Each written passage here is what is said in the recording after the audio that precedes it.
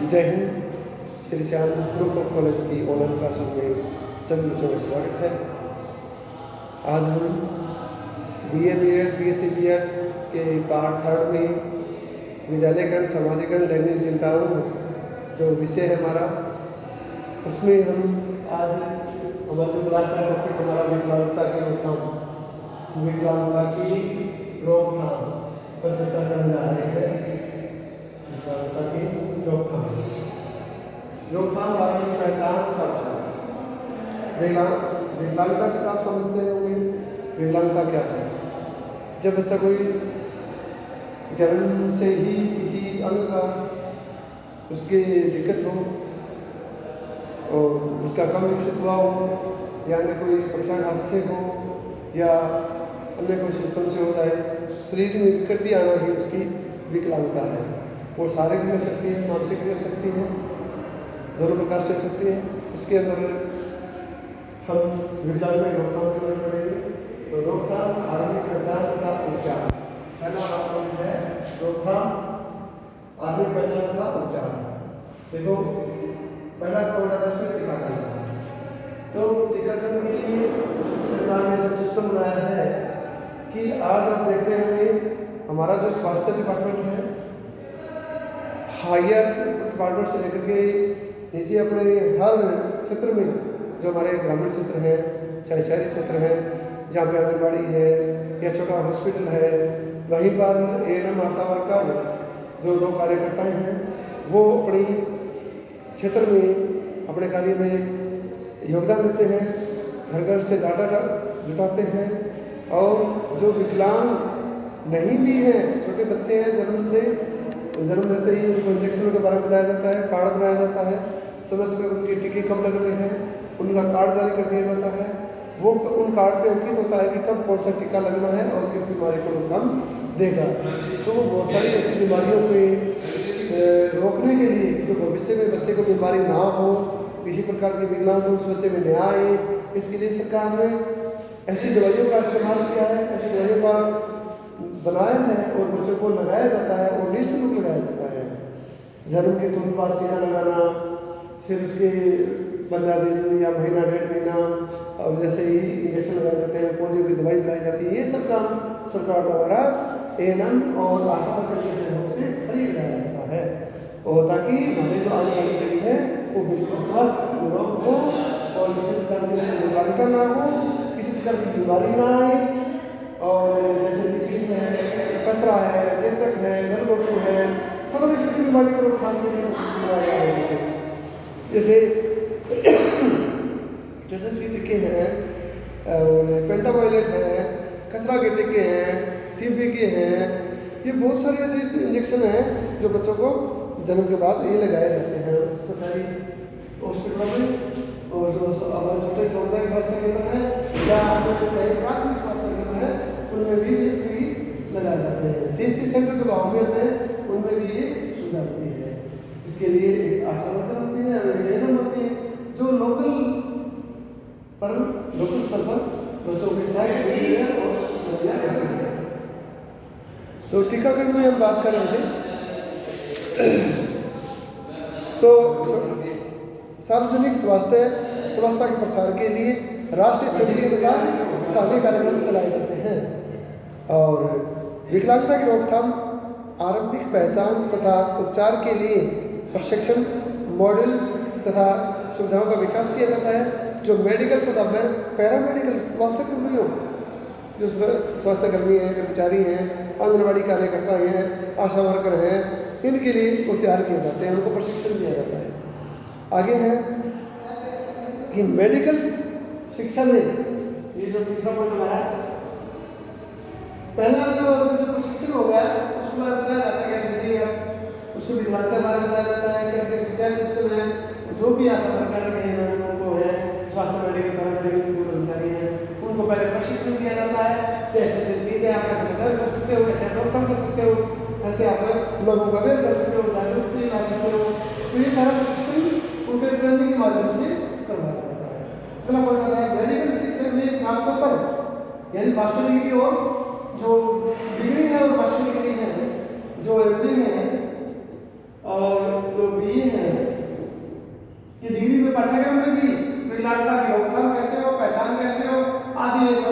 शामिल होनी चाहिए। जो मास्टर डिग्री और डिग्री के जो बच्चे हैं अगर वो भी पढ़ रहे हैं तो उनकी पढ़ाई के साथ साथ उनमें जो मेडिकल की शिक्षा है उनमें ये विकलांगता के बारे में भी उसमें चैप्टर डालना चाहिए ताकि वो सारे बच्चे समझ में आ जाए उनको।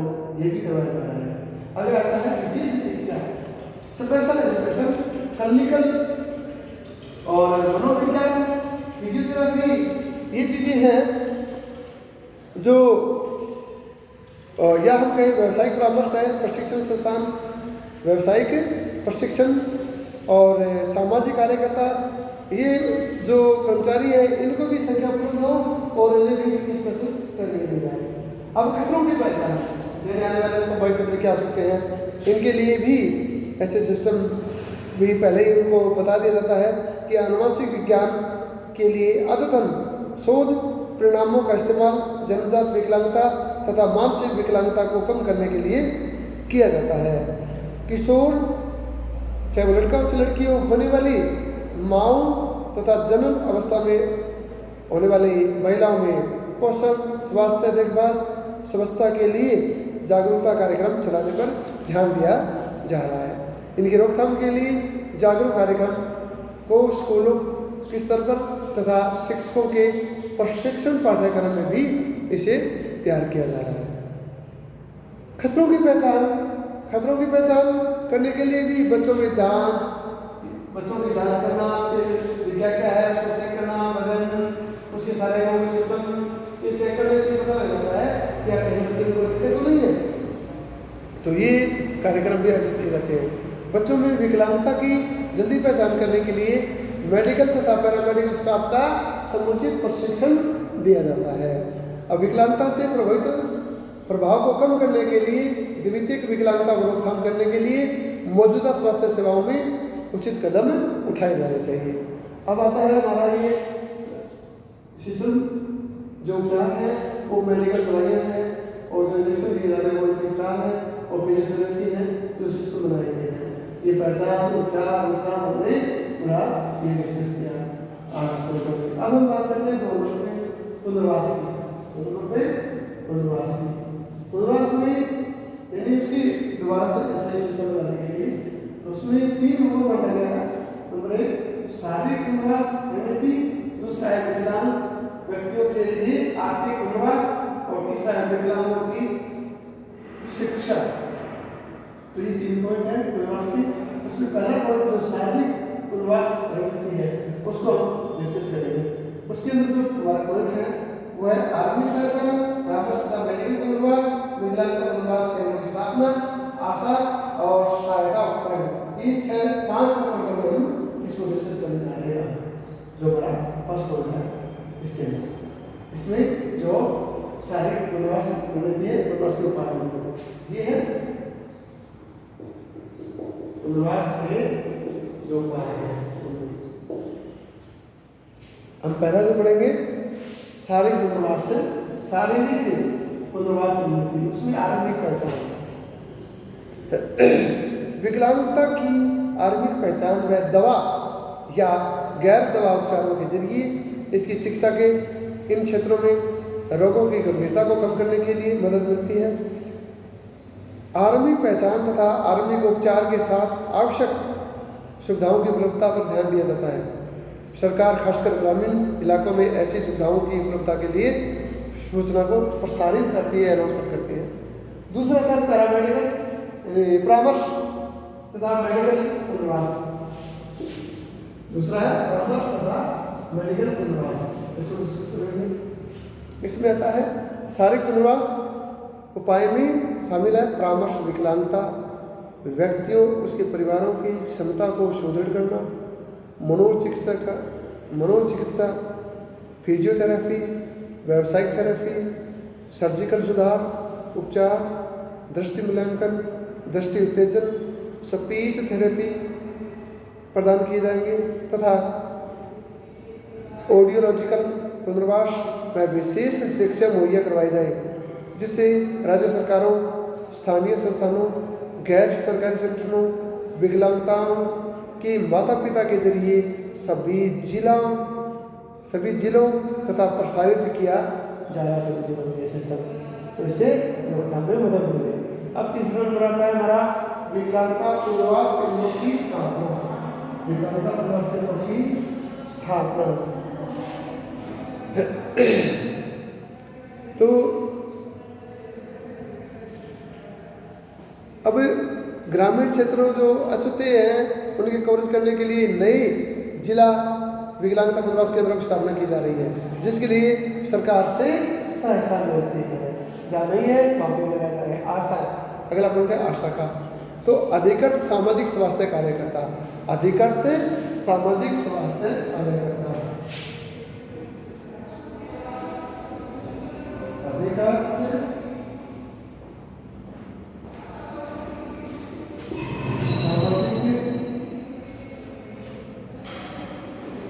स्वास्थ्य कार्यकर्ता।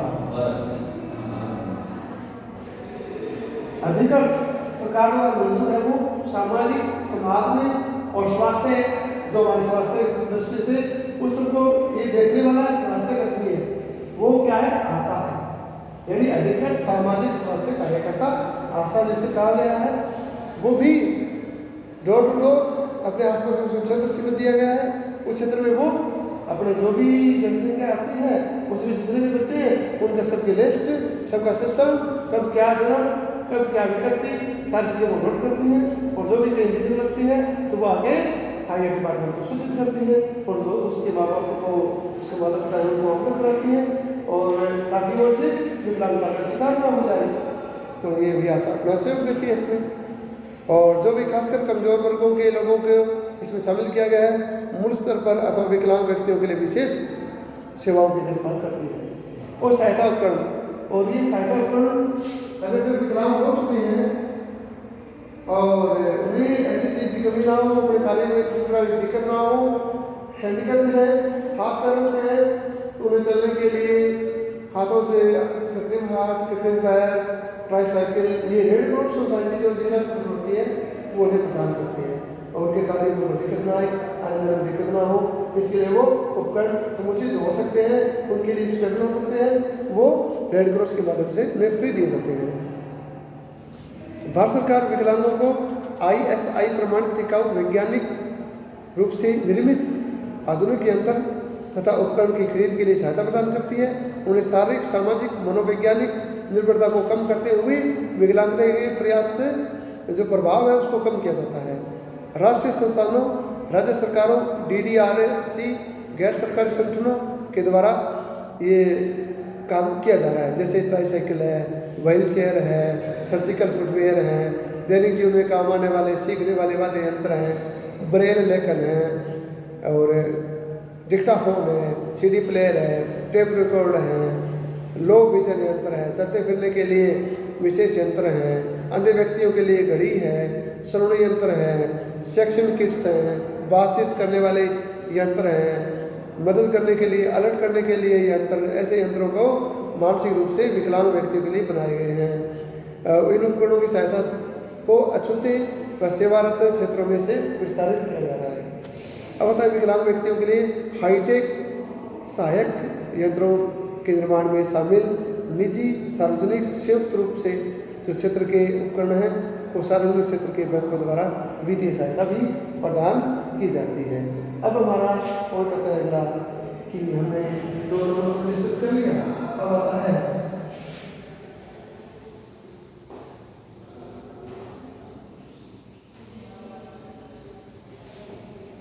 जो दूसरा पॉइंट है, विकलांग व्यक्तियों के लिए आर्थिक पुनर्वास।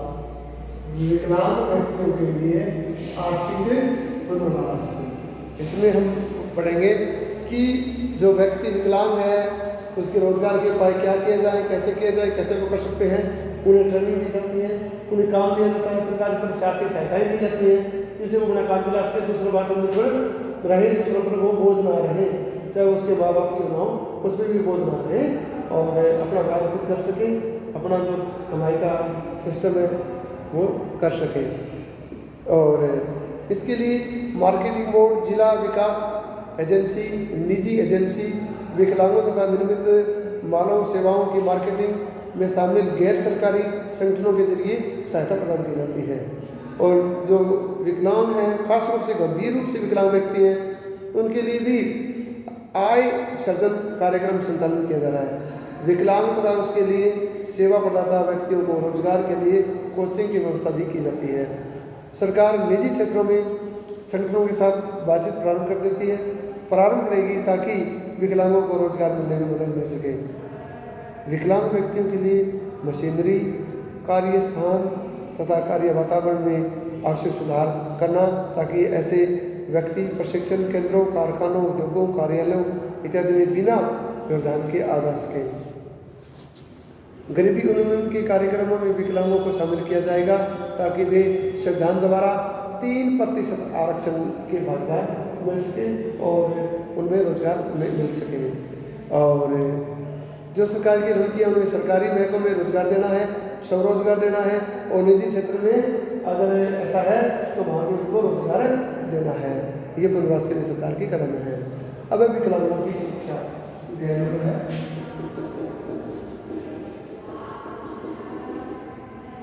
विकलांगों की शिक्षा, विकलांगों की शिक्षा विकलांगों के लिए बनी राष्ट्रीय शिक्षा नीति के अनुसार सुनिश्चित किया जाएगा कि वर्ष 2020 तक हर एक विकलांग बच्चे को प्री स्कूल, प्राथमिक, माध्यमिक, सेकेंडरी स्तर पर शिक्षा प्राप्त हो सके। इस दिशा में बहुत सारे कदम उठाए गए हैं। नंबर 1, सामाजिक तथा आर्थिक सशक्तिकरण के लिए शिक्षा सबसे प्रभावी होती है और संविधान के अनुच्छेद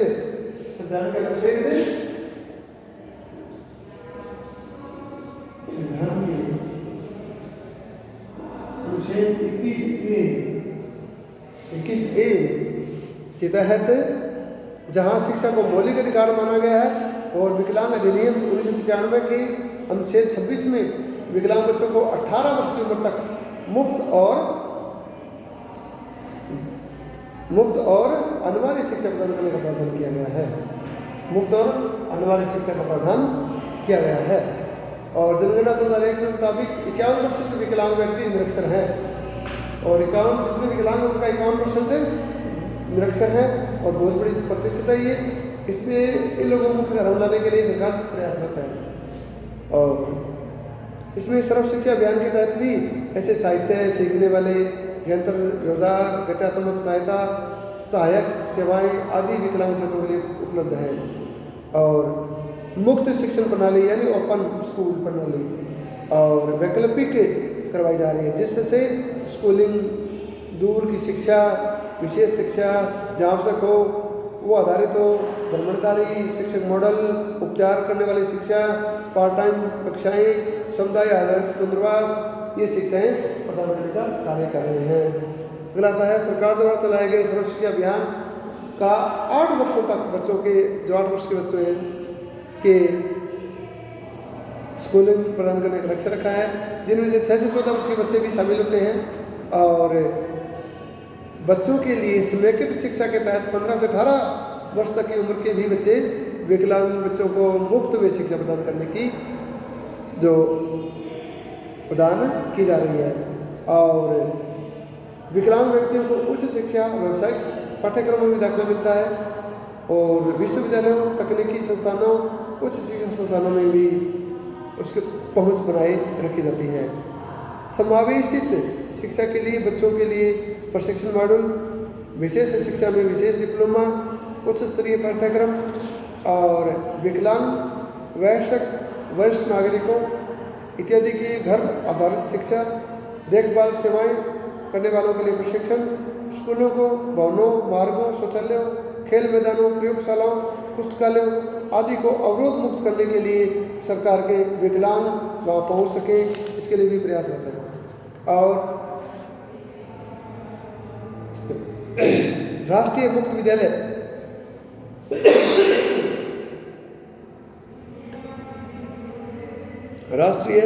विद्यालय तथा दूर शिक्षा कार्यक्रम को लोकप्रिय बनाया जाएगा, उसे देश के अन्य भागों में फैलाया जाएगा। स्कूल की स्थापना आसानी से पहुंचने वाली दूरी को कम की जाए, अन्यथा समुदाय, राज्य, NGO के सहयोग से परिवहन व्यवस्था की जाए। तकनीकी सिखाने वाले यंत्र, औजार जैसे खिलौने, ब्रेल, टॉकिंग बुक, उचित सॉफ्टवेयर आदि उपलब्ध करवाए जाए। सामान्य पुस्तकालय, ई library, Braille library, talking book library संसाधन कक्षा में स्थापित किए जाएंगे। पढ़ाने के माध्यम तथा विधि को सही से अपनाया जाए ताकि वे अधिकतर विकलांग व्यक्तियों को वो उसका लाभ मिल सके। एक दूसरे के साथ बात करने के लिए मुख्य विधियों की संकेत भाषा, वैकल्पिक तथा संवर्धित बातचीत व अन्य माध्यमों को एक प्रभावी माध्यम के रूप में पहचान दी जाए और उनका मानवीकरण किया जाए, उन्हें लोकप्रिय बनाया जाए। प्रत्येक राज्य केंद्र शासित प्रदेश समावेश शिक्षा का मॉडल स्कूल खोलना ताकि विकलांग बच्चों को शिक्षा का अवसर मिल सके। 6 वर्ष की आयु तक के विकलांग बालकों की पहचान की जाए, उनके लिए आवश्यक शिक्षा उपाय किए जाए और समेकित जो शिक्षा में शामिल होने वाले हैं उनके लिए सक्षम बनाया जाए। मानसिक रूप से अपंग बच्चों के लिए मनोसामाजिक विकास केंद्रों की स्थापना की जाए और विकलांग व्यक्तियों जो विकलांग बच्चे हैं उनकी क्षमता के बारे में जानकारी अभाव में कई स्कूल ऐसे होते हैं जहाँ बच्चों को दाखिला लेने से वंचित रह जाते हैं या हिचक जाते हैं। शिक्षकों, प्राचार्यों, स्कूल के अन्य कर्मचारियों को सुगराई बनाने के लिए कार्यक्रम चलाए जा रहे हैं। शिक्षा जो उच्च शिक्षा में दाखिले के लिए विकलांगों के लिए उनका आरक्षण लागू किया जाए। विश्वविद्यालय, कॉलेज, व्यावसायिक संस्थानों को विकलांग केंद्र खोलने की वित्तीय सहायता प्रदान की जाए ताकि विकलांग छात्रों को शिक्षा जरूरत की पूर्ति की जा सके। इसी के साथ हमने आज विकलांगता की रोकथाम, आर्थिक पहचान और उपचार पढ़े, जिसकी शिक्षण, मेडिकल शिक्षा, खतरों की पहचान, अवधक विकास के उपाय में शारीरिक प्रवास, समृद्धि, विकलांग व्यक्ति की पहचान, क्रियात्मक प्रवास और विकलांगों की शिक्षा, इसमें हमने आज में पढ़ा। सब तो आपको वैसा करता हूँ कि आपने समझ में आया होगा और अब हम अगले कक्षा में फिर मिलेंगे। तब तक के लिए जय हिंद।